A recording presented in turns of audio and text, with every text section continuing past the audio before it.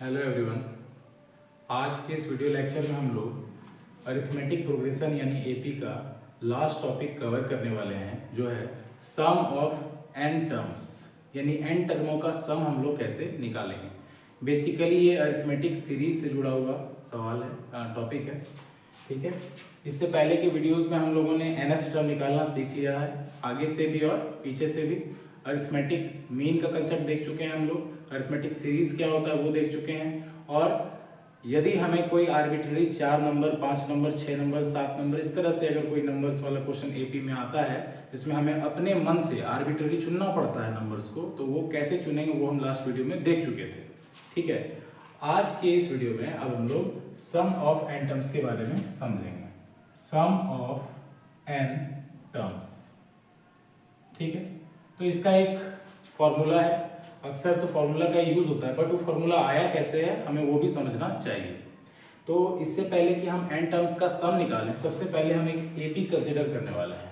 तो मान लेंगे कि जो उसका फर्स्ट टर्म है, उस एपी का जो फर्स्ट टर्म है वो है ए, और जो कॉमन डिफरेंस है वो है डी। ओके, और जो लास्ट टर्म है उस एपी का, उसको हम लोग एज्यूम करेंगे एल। फर्स्ट टर्म ए हो गया, कॉमन डिफरेंस डी हो गया, लास्ट टर्म एल है। तो वो एपी कैसा दिखता होगा? वो एपी ऐसा होगा, the AP should be like this. First term is a, second is a plus d, then a plus 2d and goes on, it goes on like this. Last term l है तो उससे just पहले का term क्या होगा? तो common difference जोड़ने पर फर्दर टर्म आता है, तो घटाने पर पहला टर्म आ जाएगा एल माइनस डी, उससे पहले एल माइनस 2d। ओके, तो ये हम लोग का एपी है, इस डेटा ये जो हम लोगों ने कंसीडर किया है इस हिसाब से। तो एन टर्म्स का सम निकालना है, यानी हमें इस एपी से काम नहीं चलेगा, हमें अरिथमेटिक सीरीज समझना होगा, यानी कि इस सब को हमें जोड़ना है। ठीक है, तो हम मान लिए कि ये जो टर्म्स हैं टोटल, ये कितने हैं? एन टर्म्स हैं। बहुत इंपॉर्टेंट एजम्पशन यहाँ पर लगता है कि एन टर्म्स हमने एज्यूम किया कि ये टोटल एन टर्म्स हैं। तो एनवा टर्म कौन सा है? अगर टोटल एन टर्म्स है तो nth term in last term is the nth term. अगर जैसे 5 टर्म है तो 5वां टर्म यही है, अगर इसमें 10 टर्म है तो 10वां टर्म यही है। तो n टर्म्स यदि है तो nवां टर्म कौन सा है? l। ओके, इसका मतलब हम लिख सकते हैं that nth term is l। और nth टर्म का फॉर्मूला हम लोग प्रीवियस लेक्चर्स में देख चुके हैं कि होता है a plus n minus 1 into d is equal to l, ये होता है। तो nth टर्म यदि लास्ट टर्म है, लास्ट टर्म या nth टर्म है, तो ये वाला फॉर्मूला वहां से फॉलो कर जाता है। ठीक है, इसके बाद हमको निकालना है सम ऑफ एन टर्म्स। तो हम लोग क्या करेंगे, इस सारे एपी को जोड़ देते हैं, और सम ऑफ एन टर्म्स को डिनोट किया जाता है एसएन से। सम ऑफ एन टर्म्स को एसएन से डिनोट करते हैं, जैसे nth टर्म को टीएन से करते हैं, सम ऑफ एन टर्म यानी एन टर्मों के जोड़ को एसएन से डिनोट करते हैं। तो एसएन बराबर क्या हो जाएगा? एपी के सारे टर्म को हम लोग जोड़ देते हैं, ए प्लस इसको ऐड करेंगे ए प्लस डी प्लस यहाँ पर ए प्लस 2d होगा, मिस्टेक हुआ है यहाँ पर, ए प्लस 2d होगा क्योंकि डी ऐड हो रहा है। तो ए प्लस 2d इस तरह से सो ऑन ऐड करते जाएंगे, लास्ट वाला भी सारा टर्म ऐड हो जाएगा लास्ट तक, L minus 2d plus L minus D plus l. तो ये सारा सम हो गया। यदि हम बोले कि एडिशन क्या होता है? कम्यूटेटिव होता है, मतलब कि अगर हम 1 प्लस 2 प्लस 3 लिखें, चाहे 3 प्लस 2 प्लस 1 लिखें, कोई फर्क पड़ेगा? नहीं पड़ेगा। बट सीक्वेंस को यदि हम उलटफेर कर देंगे तो फर्क पड़ता है। मतलब कि सीरीज जो है, अरिथमेटिक सीरीज का क्या मतलब होता है? यही टर्म्स को सम के सहारे से लिख देते हैं, सम के हेल्प से, तो वो अरिथमेटिक सीरीज है। अरिथमेटिक सीरीज में ऑर्डर का कोई मायने नहीं रखता, बट सीक्वेंस जो होता है, प्रोग्रेशन क्या एक तरह का सीक्वेंस है, तो अरिथमेटिक प्रोग्रेशन में सीक्वेंस मायने रखता है। ये टर्म इसकी जगह पर नहीं ले सकते हैं। तो वही कंसेप्ट जो है ये वाला, that addition is always commutative. Commutative का मतलब होता है किसी भी ऑर्डर में किसी भी तरह से जोड़ सकते हैं, पहले 1 को, फिर 2 को, 3 को, पहले 3 2 1, कुछ भी कर सकते हैं। तो हम इसी एसएन को इस तरह से भी मॉडिफाई कर सकते हैं कि हम इसको पीछे से लिख दें, मतलब जो लास्ट है एल उधर से लिख दें, एल प्लस क्या है? एल माइनस डी है, फिर प्लस एल माइनस 2d है, फिर plus dot dot dot dot चलते हुए कहां तक है? इधर तक है। ए प्लस 2d है, फिर क्या है? ए प्लस डी है, इसमें प्लस कर देंगे ए प्लस डी, और लास्ट टर्म कौन सा है? ए है, ऐड कर दिए। अब हमारे पास 2 एसएन है, क्या ये दोनों अलग है? नहीं, दोनों सेम, बस ऑर्डर चेंज है। चूंकि सम है तो ऑर्डर का कोई प्रॉब्लम नहीं पड़ेगा। इस दोनों को यदि हम ऐड कर दें तो एसएन और एसएन जुड़ करके 2 टाइम्स एसएन हो जाता है। और अब इधर से ग्रुपिंग करेंगे, ए में एल जोड़ेंगे तो क्या हो जाएगा ए प्लस एल। ओके, यहाँ पर ए प्लस डी है और एल माइनस डी है, ये डी और डी कैंसिल आउट हो जाएगा तो क्या बचेगा ए प्लस एल। ठीक है, फिर यहाँ पर क्या बचेगा ए प्लस एल, ये 2d और माइनस 2d कैंसिल आउट हो जाएगा। तो इस तरह से ये होते होते लास्ट में वही होगा ए प्लस एल हो जाएगा, क्योंकि यहाँ पर भी plus 2d minus 2d cancel out हो जाएगा। यहाँ पर भी एल प्लस ए है तो इसको हम ए प्लस एल लिख सकते हैं, ए प्लस एल लिखें चाहे एल प्लस ए, बात बराबर है। लास्ट में क्या हो जाएगा एल प्लस ए हो जाएगा। अब इंपॉर्टेंट कंसीडरेशन, ये टोटल कितना टर्म था एन टर्म था, इसका मतलब ये 1 ये 2 ये 3 इस तरह से, इसमें भी कितने टर्म्स हैं एन टर्म्स हैं, इसमें भी कितने टर्म्स हैं एन टर्म्स हैं। तो ये दोनों को जब ऐड करेंगे, ये फर्स्ट टर्म से ऐड होकर फर्स्ट टर्म बन रहा है, सेकंड टर्म से ऐड होकर सेकंड टर्म बन रहा है, तो इसमें भी कितने टर्म्स हैं ये सारे एन टर्म्स ही हैं। ओके, अब सोचिए जरा सा, यदि सेम नंबर को हम n बार ऐड करें तो हम इसको क्या लिख सकते हैं, हम इसको लिख सकते हैं n टाइम्स, क्योंकि सेम है a plus l a plus l a plus l सारा a प्लस एल है, n बार a प्लस एल को गुना कर देंगे, 2 बार आता तो 2 into a plus l, n बार है तो n times a plus l, तो ये 2sn is equal to n into a plus l, यानी n टर्म्स का सम क्या हो जाएगा, ये जो 2 यहाँ मल्टीप्लाई है वो यहाँ का चला जाएगा, डिवाइड में चला जाएगा, तो n ये 2 मल्टीप्लाई डिवाइड में गया तो n/2, अब मल्टीप्लाई है तो इसको एडिटिव रहने देंगे, मल्टीप्लाई को नहीं भी लिख सकते हैं क्योंकि ब्रैकेट है, कोई दिक्कत नहीं है a प्लस एल। तो ये हमारा फार्मूला निकल गया सम ऑफ n टर्म्स का। ठीक है, n टर्म्स के सम का फार्मूला निकल गया। यदि हम यहाँ चाहें तो l को रिप्लेस कर सकते हैं इस फार्मूला से यूजिंग इक्वेशन 1। यदि हम उसे रिप्लेस कर दें तो it can be written as Sn is equal to n/2 की जगह तो n/2 रहेगा, इनटू a की जगह a रहेगा, बट l की जगह क्या हो जाएगा a plus n minus 1 into D, a plus n minus 1 times d। ठीक है, अब देखिए a प्लस a यहाँ क्या है 2 बार a, तो हम लोग इसको ऐड कर देंगे तो ये हो जाएगा 2a। तो ये भी एक फॉर्मूला है Sn का, आप लोग इसका स्क्रीनशॉट ले सकते हैं यदि चाहें तो। ये बहुत इजी प्रूफ है, इसमें कुछ खास नहीं है क्योंकि हमने Sn को ही यहाँ पर लिखा है, सेम बात है दोनों, बस अंतर क्या है इसके सीक्वेंस को बदल दिया है। जो ऑर्डर था लिखने का पहले इधर से चले, यहाँ पर क्या किया जस्ट इस चीज को उल्टा के ऐसे लिख दिया है। ठीक है,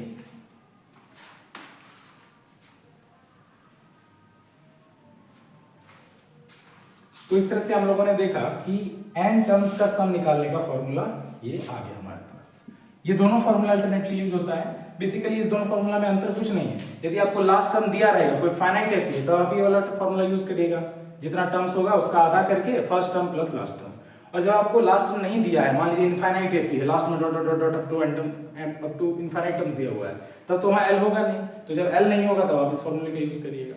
तो ये दोनों ही फॉर्मूला बहुत इंपॉर्टेंट फॉर्मूला है, ये फर्स्ट वाला है और ये सेकंड वाला है, दोनों सेम ही है, डिफरेंस कुछ नहीं, बट एक फाइनाइट के लिए है, ये फाइनाइट के लिए यूज होगा, और ये वाला आपका इनफाइनाइट एपी के लिए है सम का फॉर्मूला। ओके, तो इस तरह से हम लोगों ने n टर्म्स को जोड़ने पर क्या आएगा इसको हम लोग समझ चुके हैं, फॉर्मूला कैसे आता है।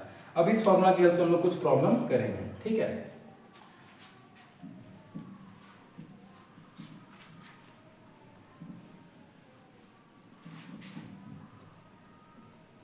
तो हम लोग पहला क्वेश्चन करते हैं फाइनाइट एपी से। जैसे यदि हमें मान लीजिए क्वेश्चन दिया हुआ है फाइंड सम ऑफ, क्वेश्चन में ये कहीं नहीं होगा कि एपी है या नहीं है, कभी हो भी सकता है कभी नहीं भी हो सकता है, बट मान लीजिए फाइंड सम ऑफ लिखा हुआ है और आपको दिया हुआ है sequence 2 4 6 8 dot dot dot dot dot और अप टू मान लीजिए यहाँ पर दिया हुआ है लास्ट टर्म आपका 100। तो इस सवाल में आपको सबसे पहले सम दिया हुआ है, एपी तो है नहीं, तो पहले चेक करना होगा ये एपी है या नहीं। तो हम क्या करेंगे, अल्टरनेट टर्म को माइनस करके देखेंगे, 4 में 2 गया 2 बचा, 6 में 4 गया 2 बचा, 8 में 6 गया 2 बचा, 2 2 का है डिफरेंस, यानी ये एपी है। और जब ये एपी है तो इन सब का सम निकालना है, तो 2 plus 4 plus 6 plus dot dot dot dot plus 100, ये क्या होगा। तो एपी का सम का फॉर्मूला क्या होता है n टर्म्स, तो पहले टर्म कितना है उसको निकालना पड़ेगा। अब टर्म कैसे निकलेगा, तो उसके लिए हम लोग लास्ट वीडियो लेक्चर का जो फॉर्मूला है उसको यूज करेंगे।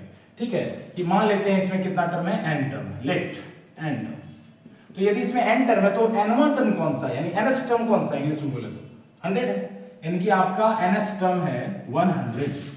और nth टर्म का फॉर्मूला होता है a plus n minus 1 into D, तो ये हो जाएगा 100 के बराबर। फर्स्ट टर्म कितना है बोलिए 2 है, प्लस n नहीं पता तो n माइनस 1 रहने दीजिए, d कॉमन डिफरेंस 4 में 2 घटाएंगे 2 आ जाएगा, 100।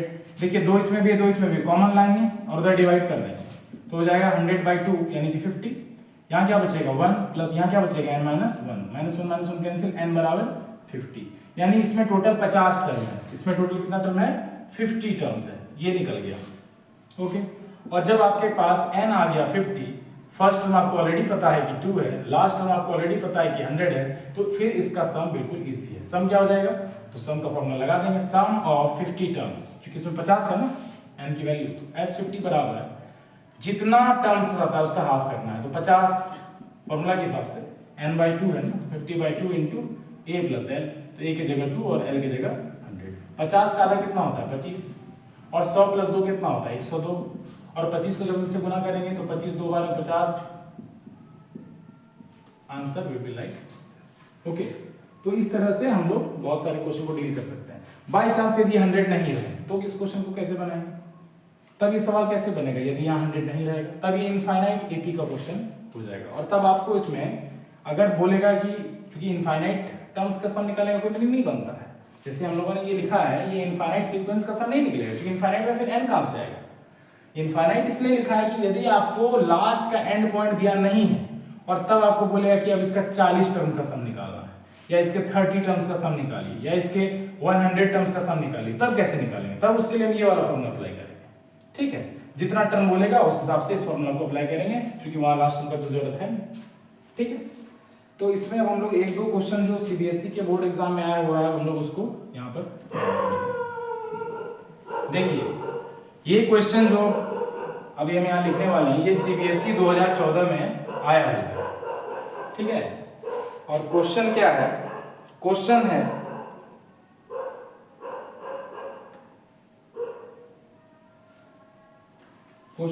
फाइंड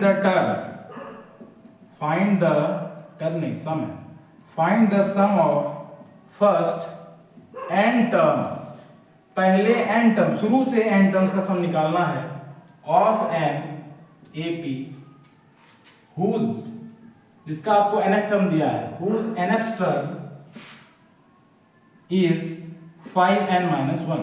आपको nth टर्म दिया है कि nवां टर्म 5n-1 है, तो आपको वैसे एपी का पहला n टर्म का सम निकालना है। और जब पहला n टर्म का सम निकालेंगे तो एक फॉर्मूला आ जाएगा n के सेंस में, तो फिर आपको बोला है फाइंड, यहां लिखा हुआ है also find sum of first 20 terms, यानी पहले 20 टर्म का सम निकालिए। तो पहले n टर्म का सम निकालते हैं, देखते हैं फॉर्मूला क्या है उसका, कैसे बनेगा। तो क्वेश्चन में बस डेटा इतना दिया हुआ है आपको कि n वां टर्म आपका क्या है 5n-1, तो हम लोग आंसर बनाएंगे एकदम बिल्कुल जैसे पढ़े हैं वैसे ही, कि nth टर्म हमको दिया हुआ है 5n-1 तो लिख दिए। अब इस सवाल में हमको क्या फाइंड करना है, सबसे पहले फर्स्ट n टर्म का सम, तो फर्स्ट n टर्म का सम का फॉर्मूला लिख लेते हैं। Sn बराबर क्या होता है, ये होता है n/2 into 2a plus n-1 into d, ये फॉर्मूला होता है, या a प्लस l वाला यूज कर सकते हैं। ठीक है, बट यहाँ लास्ट टर्म क्या है नहीं हमको नहीं पता, इसलिए वो वाला फॉर्मूला हम यूज यहाँ नहीं कर रहे हैं। तो n टर्म्स का सम निकालने के लिए हमको क्या क्या चाहिए होता है, हमको चाहिए होता है n की वैल्यू, हमें चाहिए होता है a की वैल्यू, हमें चाहिए होता है d की वैल्यू। तो देखिए n का तो यहाँ पर कोई जिक्र नहीं किया है, कहा है कि बस सम ऑफ फर्स्ट n टर्म्स निकालना है, तो n की जगह तो n ही रहेगा, लेकिन हाँ फर्स्ट टर्म और ये जो d की वैल्यू हम निकाल सकते हैं। कैसे, तो देखिए nth टर्म का फॉर्मूला दिया है 5n-1, और हम बताए थे कि जो nth टर्म का फॉर्मूला होता है ये एक जनरल फॉर्मूला होता है। जनरल फॉर्मूला का मतलब होता है कि ये n बराबर 1 के लिए भी सही है, 2 के लिए भी सही है, 3 के लिए भी सही है। तो हम लोग यहाँ पे पहले फर्स्ट टर्म निकालते हैं, फर्स्ट टर्म को यही बोलते हैं। तो t1 निकालने के लिए यहाँ 5 इंटू 1 करेंगे, 5-1 कितना हो गया 4, यानी फर्स्ट टर्म 4 है। चलिए t2 कितना हो जाएगा सेकंड टर्म, 5 2 10, 10-1 कितना होता है 9, तो 9 हो गया। उसी तरह से t3 कितना हो जाएगा, 5 3 15-1 14। अब देखिए अंतर कितना का, अंतर है 5 का, यानी कि इसका डिफरेंस कितना हो गया, कॉमन डिफरेंस के लिए कोई भी दो टर्म को माइनस कर देंगे, 9-4 कितना हो गया 5, तो d बराबर 5 निकल गया और a बराबर कितना निकल गया 4। अब इस दोनों वैल्यू को इसमें हम लोग पुट कर देंगे, तो क्या आ जाएगा आंसर, n/2 इंटू Sn का वैल्यू क्या आ जाएगा, n/2 इंटू 2 टाइम्स a, तो a की वैल्यू 4 है, तो 4 2 8 प्लस n-1 टाइम्स d की वैल्यू कितनी है 5, तो इसको यहाँ 5 पुट कर देंगे। ठीक है, इसके बाद इसको आगे प्रोसीड करेंगे तो हो जाएगा n/2 इंटू 8 प्लस ये 5 टाइम्स n माइनस 5 1 5 हो जाएगा, तो यहाँ 5 हो गया। ओके, अब देखिए 8 में 5 जाता है तो 3 बचता है, प्लस 5n और इनटू क्या है n/2, यानी यही हो गया आपके n टर्म्स के सम का फॉर्मूला निकल गया। यहाँ बोला था find the sum of first n terms, तो ये हम लोगों का निकल गया। ठीक है, इसके बाद आगे क्वेश्चन करता है ऑल्सो, करता और फिर फाइंड करिए 20 टर्म्स का सम क्या होगा। तो 20 टर्म्स का सम के लिए हम लोग इतना कुछ नहीं करेंगे, हमारे पास n टर्म्स के सम का फॉर्मूला है, उसमें हम लोग n की जगह 20 ले लेंगे। तो जब यहाँ 20 लेंगे n की जगह तो क्या हो जाएगा 3 प्लस 5 × 20 कितना होता है 100, और यहाँ पर क्या हो जाएगा 20, अब बट्टा कितना है 2, 2 से 20 कट गया 10 बार में, 103 × 10 1030, यानी कि 20 टर्म्स का सम हो जाएगा 1030 इस क्वेश्चन में। ओके, आई होप ये आपको समझ में आ गया होगा। अब हम लोग इसका एक और क्वेश्चन देखते हैं। ओके,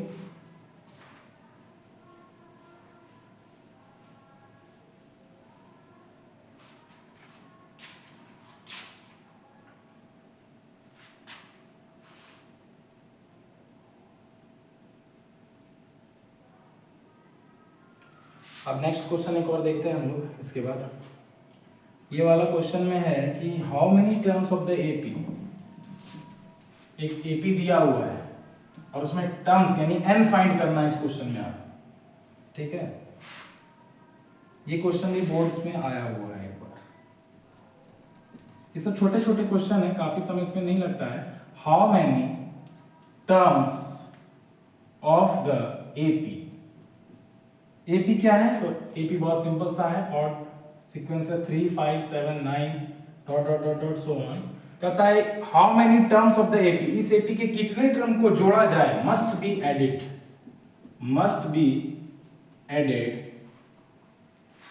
टू गेट सम 120, यानी पूछा जा रहा है कि कितने टर्म्स को इसमें से जोड़ देंगे जो कि 120 आ जाएगा इस एपी। तो इसको बनाने के लिए क्या करेंगे, मान लेते हैं हमको नहीं पता है कितने टर्म्स को जोड़ेंगे, तो मान लेते हैं n टर्म्स को। Let the required number of terms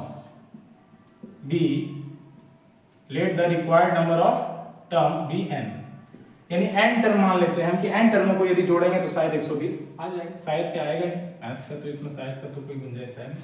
तो अगर n टर्म्स को जोड़ने पर 120 आएगा, तो यानी कि Sn इक्वल टू कितना हो गया 120, इक्वेशन बन गया अपना।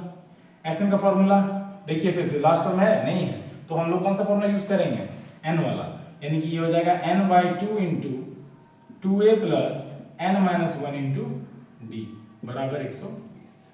अब इससे पहले कि इसको आगे प्रोसीड करें, फर्स्ट टर्म क्या था इसका, तो फर्स्ट टर्म था 3, डिफरेंस कितना था 5 - 3 यानी 2 था d। ये डेटा बहुत इंपॉर्टेंट होता है हर सवाल में के। a का वैल्यू पुट कर देंगे यहाँ 3, n का वैल्यू, अच्छा n तो निकालना है, तो n/2 इंटू 2 टाइम्स a की वैल्यू 3 है, 3 × 2 = 6 प्लस d की वैल्यू कितनी है 2, तो यहाँ 2 पुट करेंगे, तो 2 × n-1 बराबर 120। अब n/2 को एज इट इज रहने देंगे, 6 प्लस इसको मल्टीप्लाई करेंगे तो हो जाएगा 2n - 2 बराबर 120। n को यहाँ रहने देंगे एज इट इज, 6 - 2 करेंगे तो 4 + 2n, और ये 2 120 से मल्टीप्लाई हो जाएगा तो हो जाएगा 240। ठीक है,